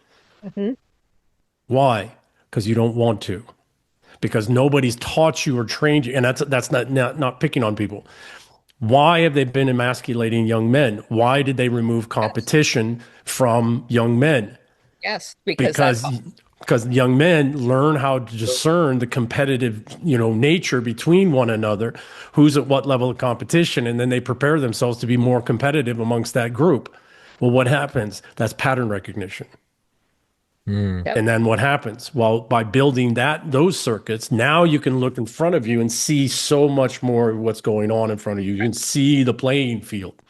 Well, you got to remove that. And that's Yep. what do? You give everybody a trophy. Well, then what happens? Well, why the hell would I develop all of these, complicated, sophisticated skill sets? Well, that's Also, intentionally done through for this reason. through competition and confidence. I mean, Confidence building, yeah. I think that I think the thing that got me into med school was 10 years prior getting into weightlifting. And I think the thing that's made the podcast is that I've gotten to med school, all completely different things. Yes. And I mean, literally Yes. from meathead to nerd. Yeah. I was like, no. But then what is that? What's the real importance of confidence? It's not just the horseshit hallmark. It's you're not looking for group validation. You're going, I think that's wrong. I don't think that's correct. You don't care what 80% of people think it's safe and effective. You're like, I don't care. And then Where does that come from? It comes from, like Dean Martin saying, right? I can't remember. Good decisions come from experience, and experience comes from bad decisions. correct. Right? Yeah. So, you have to go through, where does confidence come from? It's not just something you have, confident. No, you got to earn that shit. And then there is a shortcut, and that's having a good father. That alone has done more for me than anything else. Is like, would my dad And we do totally fucked that up too. that? By design. By design. By design. Right? Yep. So most of what's happening in the world is happening right out in the open, and people can't see it. It's not because they're cowards. So I want to be Sure. careful Yeah. there, No, right? that's fair. Yeah. Cowardice is played on, though, right? In what they do is they get people into positions of authority, positions of power that could be institutions, Colonel, what you're saying, this is one of the doctoral lines in my book, The Eternal War, is systems. They corrupt systems. Yep. They take over the institutions and systems. Yep. They do elevate people into positions of leadership there who are afraid. And that person thinks, okay, well, I'm going in this position to go fight this thing because I'm afraid of it. Okay, great. Now you're totally and absolutely controlled because all the enemy's got to do is trigger your fear in a certain way, and you're going to go chase that thing down because I've got an institution behind me. Meanwhile, they're over here doing this other horrible shit. Yep. Right? So fear is still very powerful, but when it's in concert with, or it's interwoven with institutions, right? But for most people, it's that they haven't learned the competitive skills necessary to develop the assessment tools so that they can see the shit that's happening right in front of them. And I'm going to give you guys a prime example. In certain schools, when you're out doing practical exercises and you're out in the community, and the community has no idea what you're doing. Now, some communities depend on what exercise you're doing, et cetera, but you're doing the practical exercise for certain schoolhouses. And you're out in the community and you're running your own, it's all scenario, and you're running your own thing. It is astounding the shit you see right in front of you that's been happening all the time. You wouldn't normally do it, but you're in a scenario where you're doing certain types of things out there in the public. And it is astounding the shit that you see while you're doing those practical exercises that just the day before you wouldn't have seen because you weren't involved. Your mind wasn't in that thought space, this clandestine, covert fucking thought space. Shit is happening. It is astounding how much shit is going on every day, right out in the open, everywhere. Yeah. So it is dumbfounding. Let me. One of the things that was kind of eye-opening for me, and that's why I love having read all of these books about how they operate. One of the major mechanisms of transferring when they were running the Contra operation, cocaine networks in the United States, a lot of the cocaine would come in through Miami, but it needed to get to California.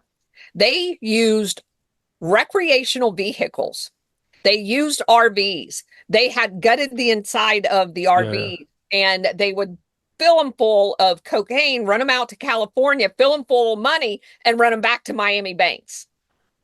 And just normal operations like that, the cars, and then you start seeing it. So if you recognize more recently, now that we've closed the border and started really inspecting things as they come across, they modified all of the cars that were coming in from Miami with secret, like supposedly new cars, with secret compartments. And they were bringing them in on trains, and they had within the car trailers, they had not just the cars that had cocaine compartments, the floors, but the struts, that hold up. They had made the struts bigger, so the struts still there, but they had them, and all of them were packed with cocaine. They have this stuff happens in front of you now all the time, to your point. Everywhere. One of the other things we had bought when we were doing renovations here in Florida, we had bought what had been a cocaine or a marijuana grow house. And if you look at the house, it's in a very nice neighborhood. And so we had a cop come by because I wanted to know the history of this house. And the only outside appearance of anything that was suspect was at the back where the electrical riser went through the soffit into the weatherhead. They had right next to metal on the soffit, they had cut the wires. They had stolen over $30,000 worth of electricity from the city by cutting the main feed into it and tapping off of it. And that's how they eventually got caught. But the cop told me something very interesting. Their primary place and preferred location is gated communities. Yes. They will go in and they will gut the entire interior of the house. They put up these ventilating systems in the attic, and there is no outward appearance. They time the cars to leave in the morning like you're going to work. So they have literally everything down, and you would be amazed at the amount of labs to make methamphetamines, and in gated neighborhoods. It's happening right in front. And they control the security company that runs the security at the front gate, the roving patrols, the lawn crews, everything. Correct. So this is what people need to understand, that what are the oligarchs, the responsibles, few oligarchs that we have? What are people like Joe Kent and the others at war?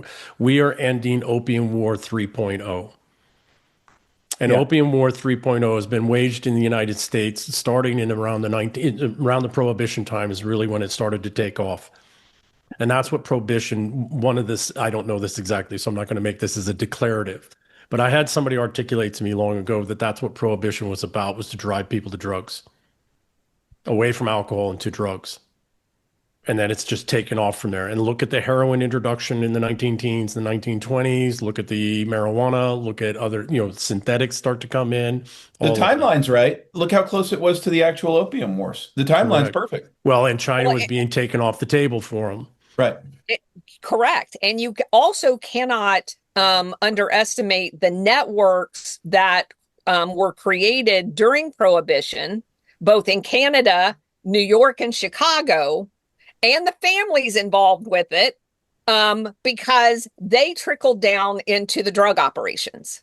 So that was kind of the precursor test run of setting up these networks, the mafias, and everything else that was then going to be used for generations to control the transition from the Prohibition phase into the drug phase. So what was the first Godfather movie about? I might or might not have known these people either when I was young. Who was Sonny Barger? What organization was he with out of Oakland, California?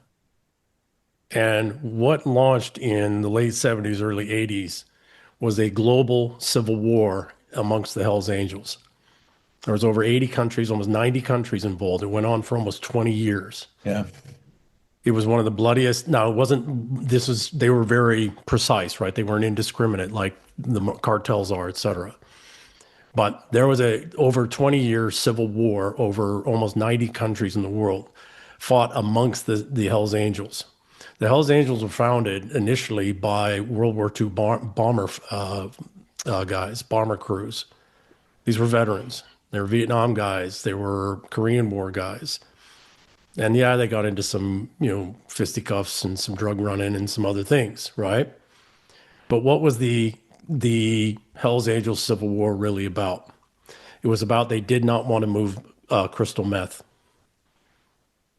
They did not want to move into, they did not want to be used as distributors and muscle and all of this other stuff for this opium war state that we have. And the Hells Angels actually went, and Sonny Barger was on the, quote unquote, good guy side of that.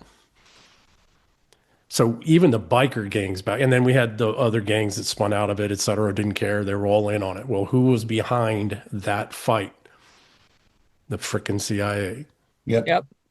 The frickin' CIA. The Hells Angels. So we look at bikers today. We need to look back at the bikers 30, 40 years ago. They were very different. And they were patriots. They were real patriots. And the Hells Angels had a 20-year civil war in almost 90 countries to try and prevent this corruption of the Hells Angels as to make them what they are today, which is just muscle for, the people don't realize this, or maybe they do, I don't know. You can see the show Sons of Anarchy, which is kind of a puff piece, by the way, to kind of deflect away from what was really going on. But when the cartels won't touch something, they'll send the bikers. Or when the certain community needs to be touched that the cartels don't have access to, et cetera, they'll send the bikers. Well, go look at the backgrounds of these bikers, the guys that go into the biker gangs over the last 20, 30 years. A whole lot of CIA crossing, a whole lot of DEA, a whole lot of fucking ATF crossing, right? DOJ, right? So much fucking integration. These guys are mobile. Cartels are pretty much stationary, right? They're community-based. The bikers are mobile. Yep. That's mobile muscle. Yeah. Before I forget what Colonel was saying, I don't know if maybe you mentioned it. I don't know if it went over my head when they took like I don't know, different cocaine substrates, or not the sub, but like the second to final product, and they just soaked it. They dumped t-shirts in the liquid, and then they just sold the t-shirts, and then you had to buy both t-shirts, and then you had to put those in a vat of water and just wring them, and then it was just liquid cocaine. I thought that was the coolest one. We've been in Opium War 3.0 in the United States since the 1920s. And it started quite literally with heroin. Heroin was the first that was pushed in here. And then what did they do coinciding with that? They made opium illegal in things that we used, not pharmaceuticals, but cough syrup and other things. And they took cocaine out of Coca-Cola. Right. None of that was because of the drug. And then anything that comes up that might be legal and might work, like MDMA or ketamine or anything else, and it's working, what do? They immediately get in there and they make it a Schedule I fucking DEA drug so that it's not competing in the open market with something they're going to sell illicitly. And that which is competing, they make sure they lace it with fentanyl. Yeah. Well, fentanyl is intentionally designed to kill off the lower level ones that don't have financial viability. Absolutely. Yeah. That's literally what it is. You use them up, and then it's exactly right. And fentanyl is intentionally used to remove folks that are now a cost structure. It's a form of slavery. How do you end the slaves when there's? I saw this when I lived in Appalachia. When I lived in Eastern Kentucky, they lost. So they had all their industries carved out and shipped over. Yeah. And the folks were there with very little replacement industry, very little they could do, and in floods the fentanyl. And now you just watch them die off. Yeah. Well, first they flooded it in with meth, and then they flooded it in with the opioids. Opioids turned out to be too expensive for most people, so now they bring in the fentanyl. Quite obvious. But what it is that's culling. Fentanyl is being done on purpose to cull. I watched it in San Francisco. It broke my heart every fucking day. Well, it's when people look at it. When people look at it, and whenever your assumption is something stupid, it's to say, don't attribute to malice, incompetence. I also look at the inverse though, and people are like, drug dealers are killing off their base. Why are they doing it? Okay, to a degree, if they didn't kill them, you could say, well, fentanyl is cheaper. You just need a little bit. But if they're killing off this many, they're so stupid. It's like, no, this is clearly there's another form. Another hitman. There's They're another hitmen. form of profit. They're killing. So slaver systems are ledger-based systems. That's how you kill a bunch of young Liabilities on one dudes who side, are military assets age. on the other. And assets for slave systems are revenues, right? Revenue streams. Liabilities are people. Yep. And cost related to maintaining people. And so once a individual becomes too much of a liability and there's not enough revenue from them anymore and they cross that line, they have to be eliminated. Yep. And what do? Well, when you've gone through enough of the native population, you import a whole lot of other folks from around the world, tens of millions, to take them through the same fucking process. Yep. So when the whole replacement thing, yes, we are being replaced, but it's not for all the things that people think. These are the new addicts. These are the new people to pump through the continuing opium war. Why? Because they've pretty much fucking taken out as many of the native population as they can through the opium wars. Yeah. Not all Chinese were on opium. There's enough of them, tens of millions of them, but it wasn't all. They couldn't wipe out the Chinese that way. Right? So, And you go back to the eugenics doctrine, and they wrote about doing this. yes. That's it. They've always said exactly what the damn plan is. Then they disavow it through their media lines. Well, that's exactly the thing I was saying, though. The hiding What do in you plain do sight. if you're going to write in plain sight? If you're going to do something you can malevolent and evil, do it with a smiling face right out in front of everybody.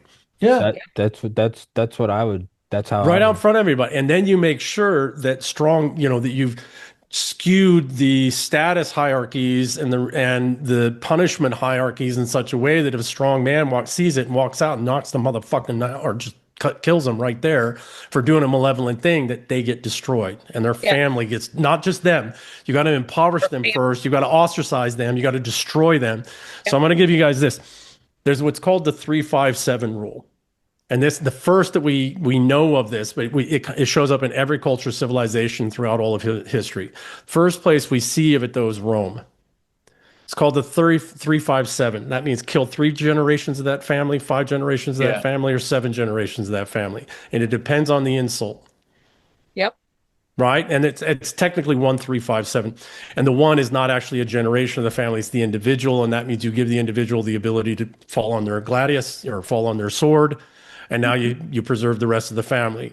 But the 3-5-7 rule plays out everywhere all the time. It's right today in everything. And that's exactly what they look at.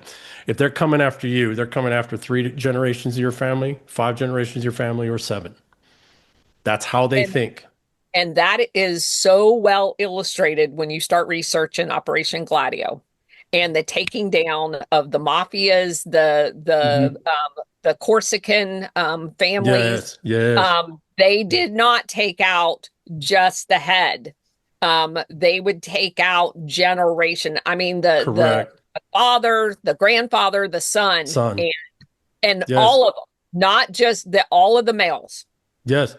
Yeah. This is very old. This is how power, this is real power, people. This is how real power, this is how real resentful's malevolent power works, right? This is how the resentfuls work. They think in generations. Yes. Right? They think everybody's an enemy because that's who they are. That's how they are. They're parasite, right? So they think everybody else operates like that.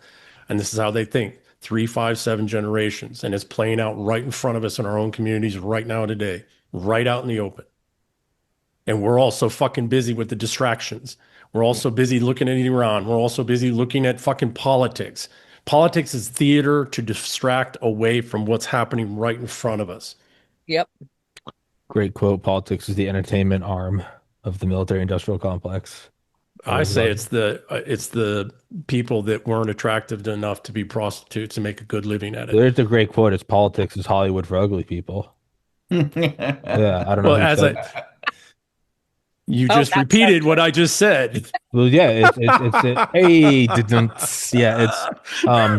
but here's the problem in DC. After an hour after happy hour starts at 5 p.m., they all think they're beautiful.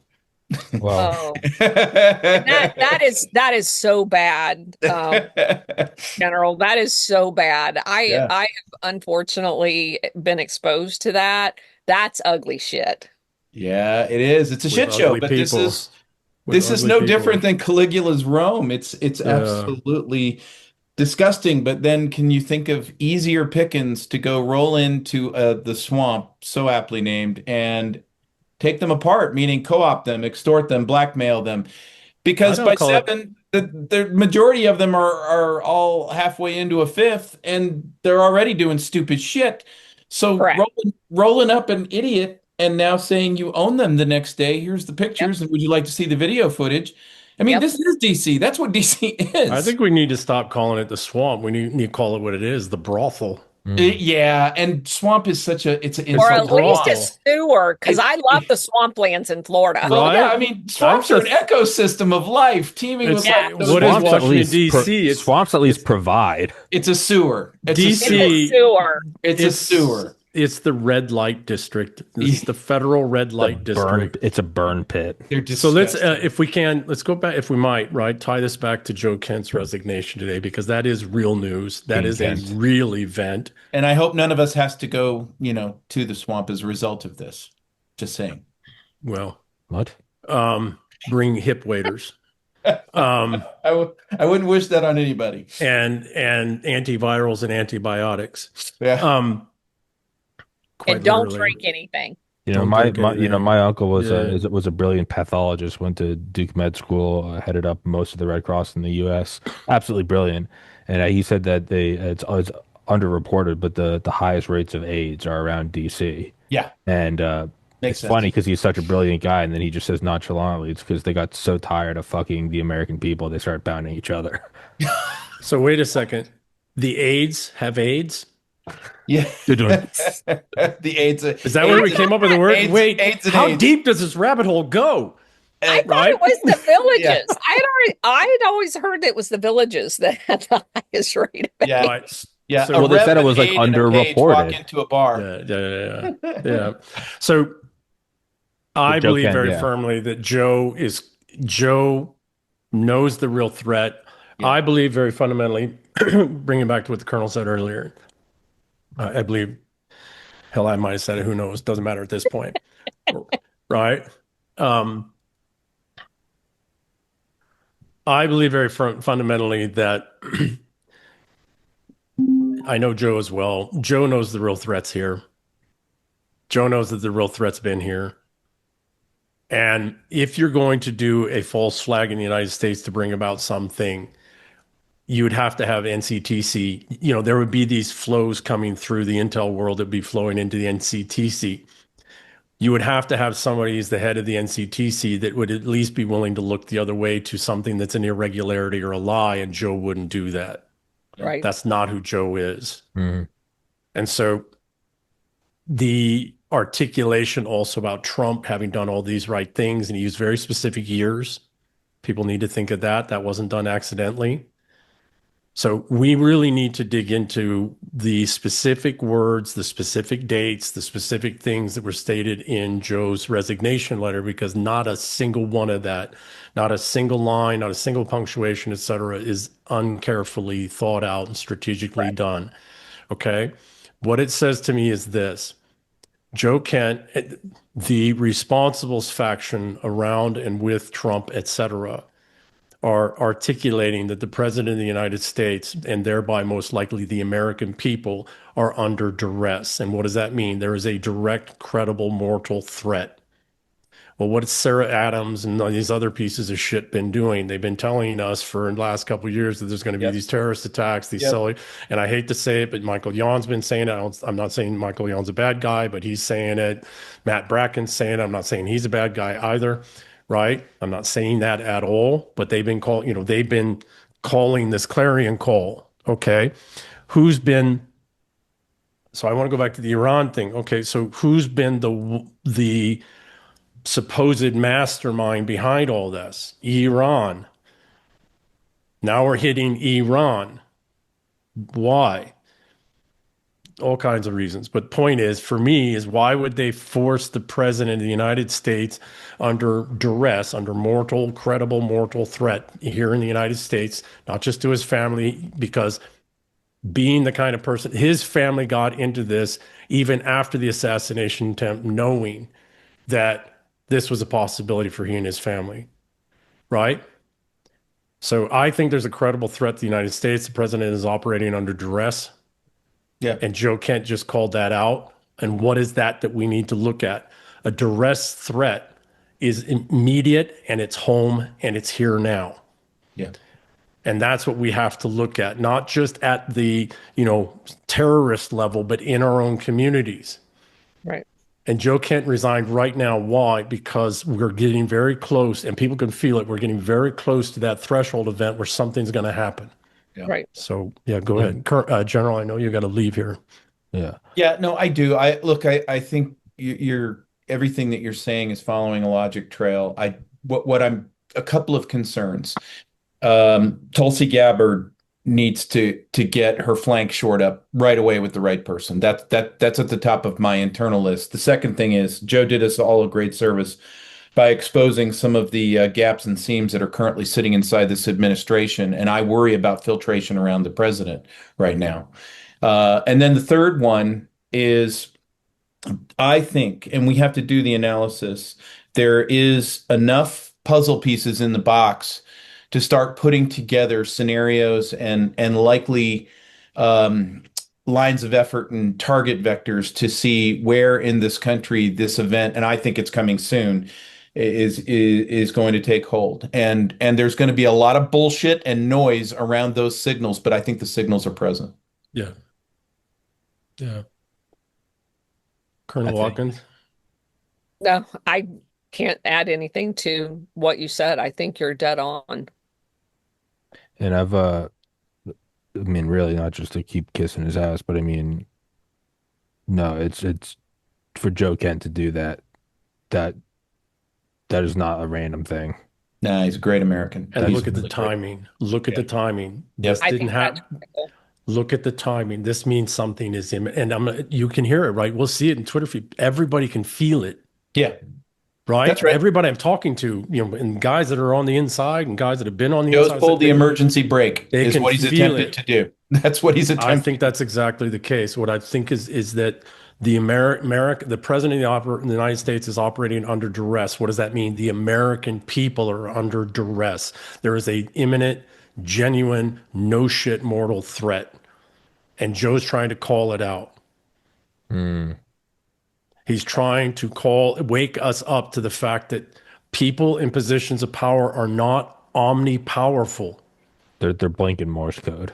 They're blinking. The Korean They're very War. good. Was it? Yeah, they're The POW in Vietnam. Yeah. or more aptly the Terminator. You false the pounds of dead. And she names the dog wrong. Yeah, if anyone else does it, you'd be like, yeah, he quit. It's Joe Kent. It's like, excuse me, Mr. America. The what?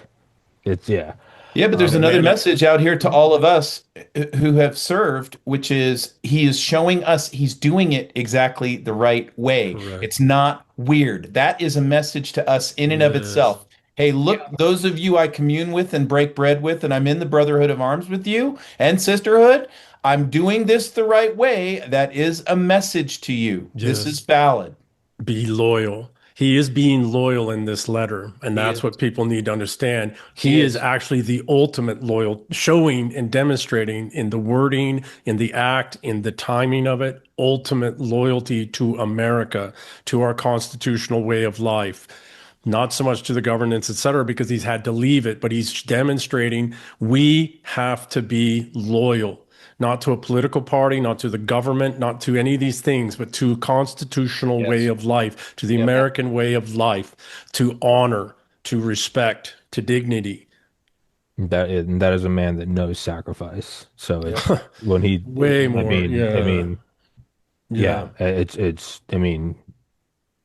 That guy. So Just personified what we were all taught in PME and no one ever does. The one thing that you're taught repetitively is that you can resign and protest. When you're seeing things that are inconsistent with either the Constitution or your integrity or whatever, that you do the honorable thing and you put your rank on the table and you walk away. And that in and of itself is the announcement that there's something hugely wrong. And to your point about the duress, that's the piece that most people are going, and the system basically, as we've all had illustrated over the last 30 or 40 years, the system, people who do not have integrity that remain in that system don't do that when they're confronted with those types of things for whatever reason. And I'm not condemning those people. They don't do it. He just did it. And he did it in a very respectful and Yes. indignant way. And my hat's off to him.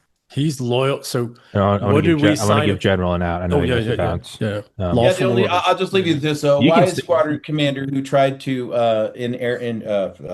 I don't know why he tried, but he tried to train a young abhorrent captain named Blaine Holt, and I would take every single fight out of fairness breaches or justice breaches or whatever the perception was, and he pulled my ass into his office and he said, "Hey, Blaine, I want to remind you of something that somebody told me." He said, if you're gonna fall on your sword, don't miss." And that's where I grew up from that moment on, slowly, steadily. But yeah, hat tip to Joe Kent because he did it the right way. Perfect. Yeah. And that's all I have to Well, say. General, thank you for your time. yeah, he demonstrated that there is the right way to not follow unlawful orders.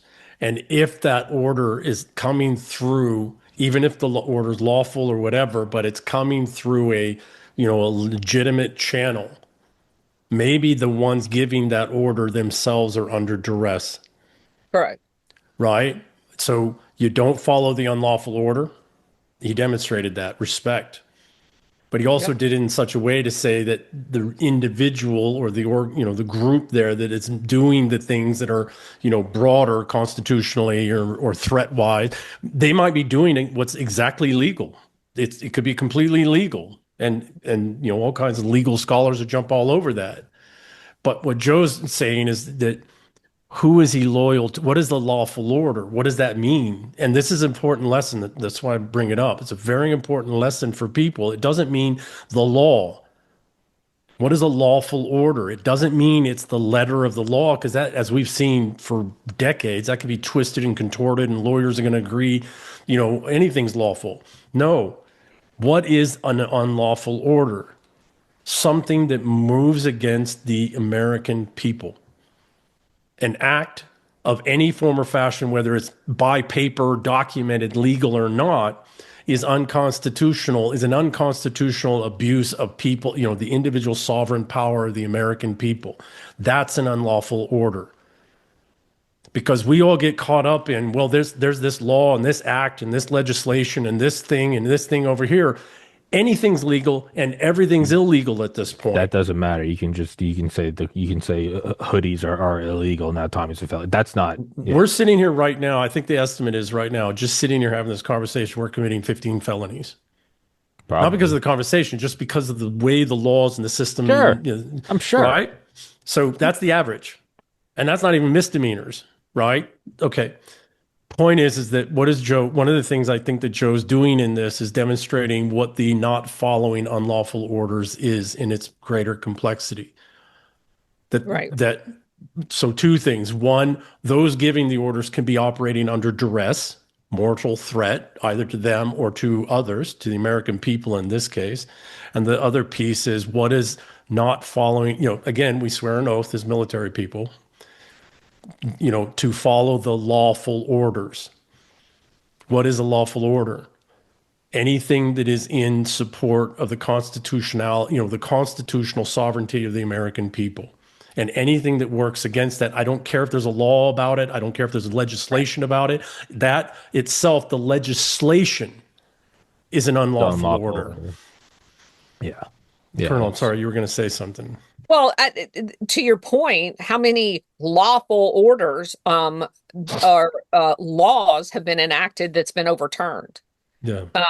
Not everything that the Congress passes as far as laws go are constitutional. Many of them Oh, are yeah. found to be completely Yes. unconstitutional. Yes. And what do you do in that interim period if you're a military officer or if you've sworn an oath to the Constitution Yeah.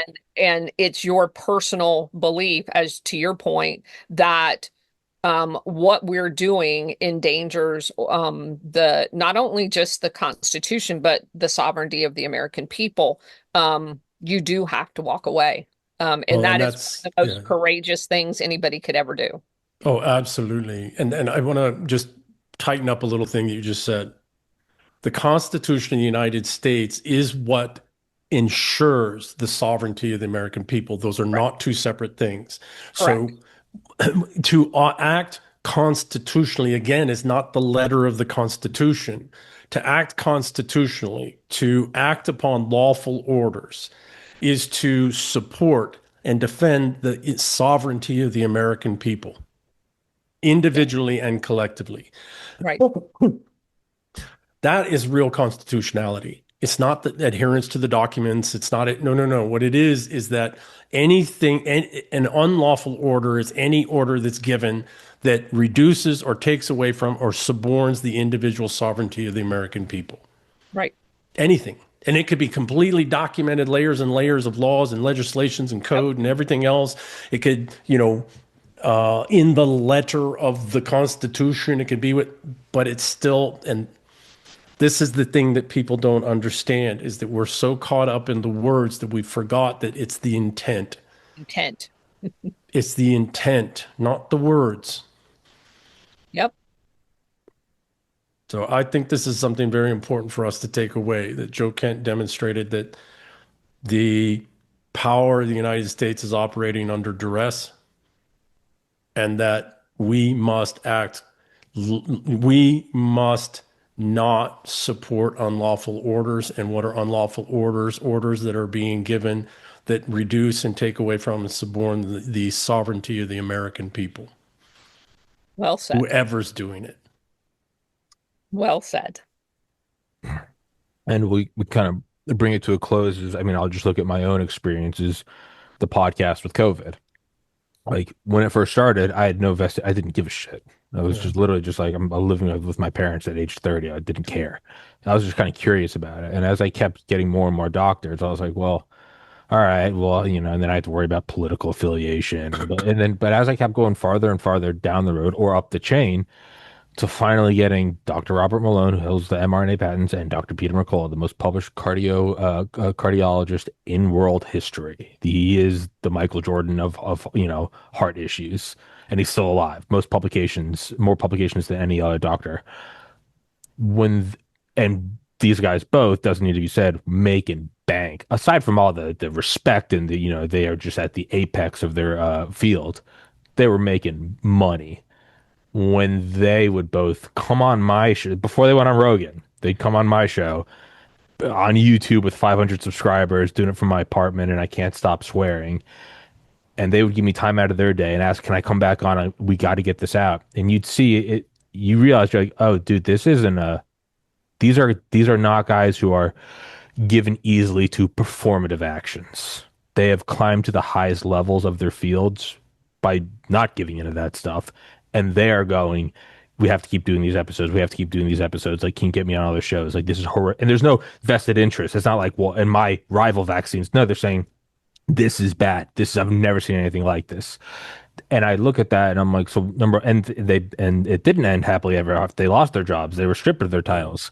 They had everything to lose and they lost it. And then they did.